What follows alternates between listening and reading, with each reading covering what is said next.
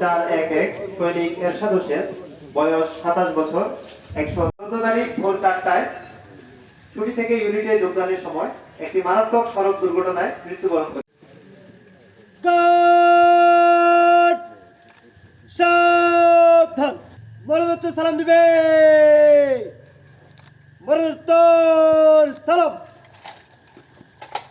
আমার ভাই খুব কষ্ট করে চাকরি পাইছে।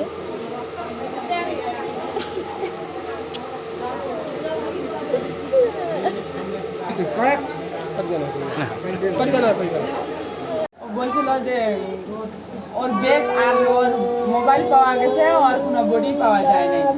তা আপনারা এখন এখানে আসেন, দিনাজপুর ঘোড়াঘাট থানায় এখানে আসেন।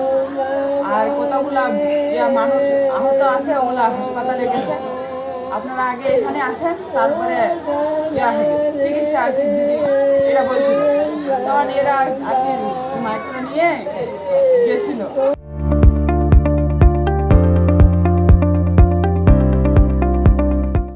তখন থেকে আমি সকাল থেকে ফোন দিয়েছিলাম, 3-4 বার কথা বলছিল ভাইয়া।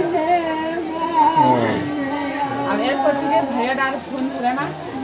মানে এখন পরে আমরা ফেসবুকে দেখলাম যে এরকম এরকম সমস্যা।